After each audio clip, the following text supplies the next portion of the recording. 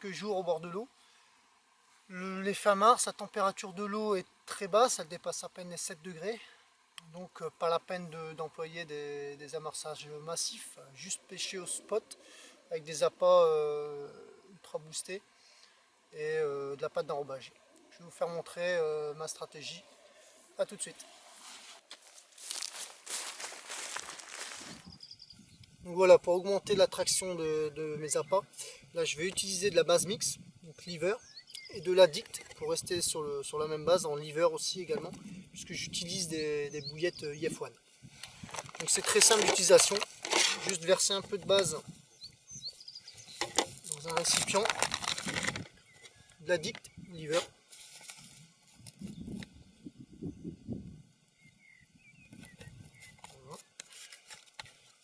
Pour éviter de mettre les mains, hop, un petit couvercle,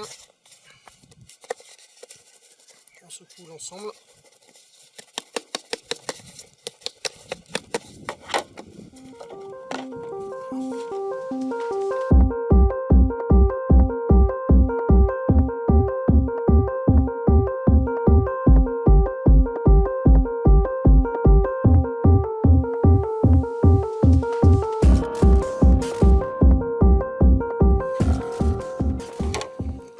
Avec une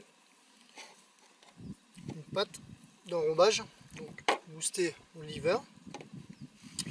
Donc dans cette pâte, moi je casse un peu de billes pour donner un peu de particules. Donc les petites morceaux de billes, pareil, F1. Hein.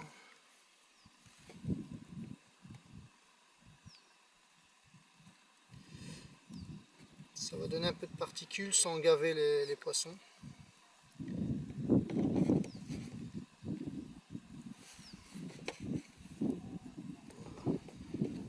Vous pouvez ajouter des billes ou des pellets, ça, mais moi je préfère ajouter des billes.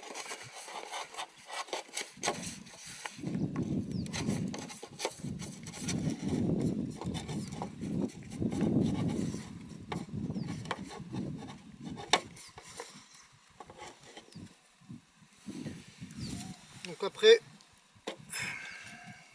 vous avez le montage avec le plomb pâte. Hop, je vais juste coller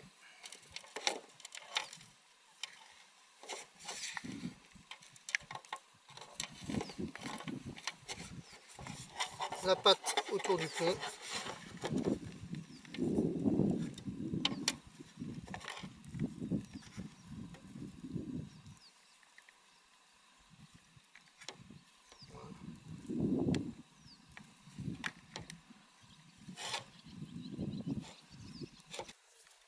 Voilà, une fois la pâte autour du plomb, on peut passer au boostage des billes d'amorçage.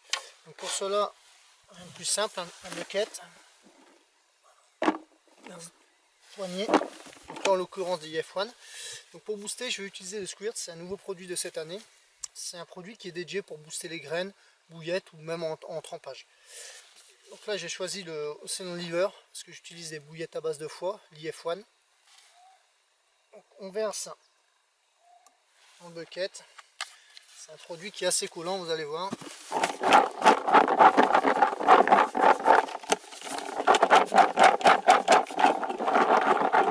Voilà. On se retrouve avec des billes nappées, c'est vraiment un nappage et, qui va vraiment augmenter l'attraction et qui va perdurer sous l'eau.